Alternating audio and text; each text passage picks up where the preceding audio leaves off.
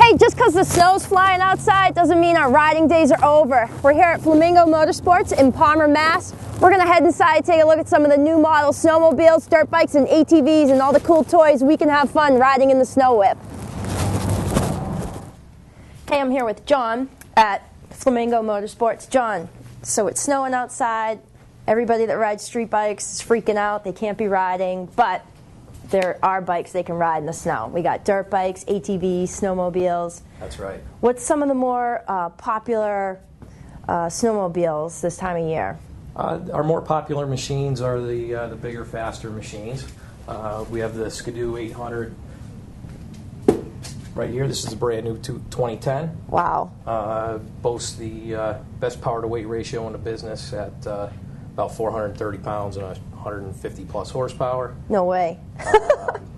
Yep, very much like a sport bike for the snow. Yeah, sweet. Cool. Now, how about somebody that hasn't been on a snowmobile yet and they want to get into it? What would be a great starter model for them? We have the 550 fan sitting right here next to it. Okay. Quite a bit cheaper. Still a 75-mile-an-hour machine. Wow, that's pretty fast. But you can get into the brand new 2010 for probably about $3,000-$4,000 less. Yep. Than the big 800 sitting next to it. Right. And we can't forget the new E-Tech over there. Okay. It's industry leading in fuel economy. It's a direct injected 2-stroke. It beats all the 4-strokes for mileage, mostly because it's a couple hundred pounds lighter than most of those machines. Yep. We sell a ton of those too, and they're a lot of fun. Still up about 125 horsepower. Wow, that's insane. Now, what would be a model that, like some of the freestyle guys, the guys that are flipping these things? Yeah, the freestyle guys are looking for a lot of horsepower and not a whole lot of weight, so we'd end up right back over there with that MXZ 800. Okay, yep, nice. Now, how about, so if you don't have a snowmobile but you have an ATV, what would be a cool ATV to go, blast around the snow with? Pretty much any of our 4-wheel drives. We've got a couple of those lined up over here. Okay. The Brute Force 650 and 750, fully automatic. Nice. V-twin 4-stroke. Probably 70-plus mile-an-hour machine, and will pretty much go anywhere and do anything you want it to do. Right. A lot of fun. Nice. Now, how about 2-wheel machines? What would be a good 2-wheel machine for getting out in the snow with? Well, the 2-wheel machines, typically in the wintertime, you'll see the motocross bikes out on the ice. Yep. The guys will put the ice screws in their tires and go hammer around the oval out there in Sturbridge. Cool. At the Hamilton Rod and Gun Club, they run every Sunday. Yep. That there's ice after the new year. And that'd be just like that KX250 sitting up on the stand. Yep. Along with the 450cc machines. Yeah, that's a whole lot of fun too. Cool. Now, this time of year, I couldn't even imagine riding a street bike outside. It's just too damn cold. And to get on these bikes, you need some good gear to keep you warm, keep protected. Can you show me some of this warm, cold weather gear to keep you warm? Yeah, we got all that stuff over in our accessory department right over here. Okay. Starting out with, of course, the helmets. Yeah. The snowmobile helmets will come with, it's optional, heated visors.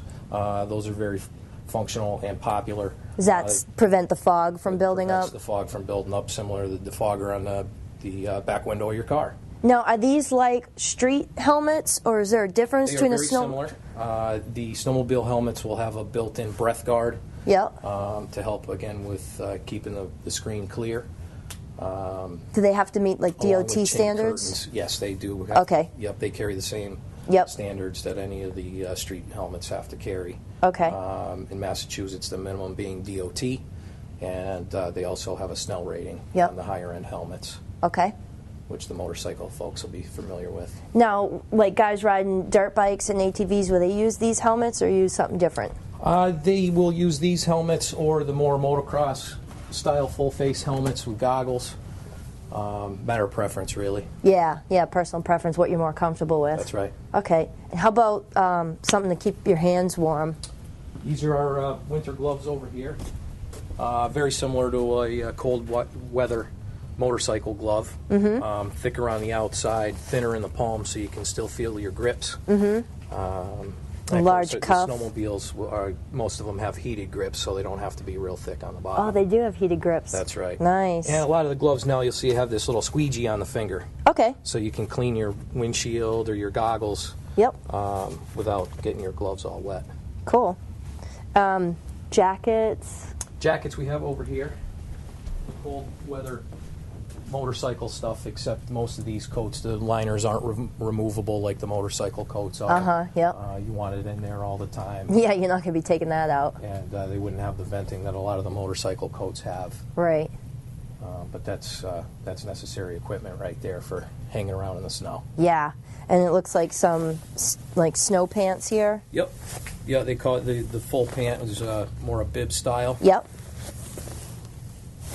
That'll keep your legs warm. Do they have heated, like a lot of like street bikes have some heated gear? Yep, heated gear is available. Yeah, okay. Yep. Very cool. Yeah, you can get those too. And just like the motorcycles, boots for the job are nice to have.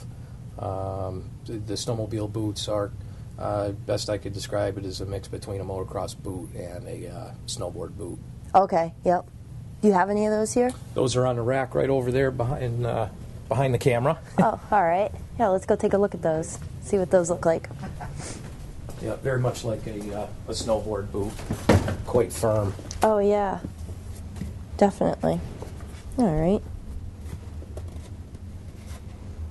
Yeah, so pretty important. If you're going to be out blasting around the snow, you need the right gear. The right gear. Otherwise, you're not going to last out there, huh? The right gear is essential. Yeah. Absolutely.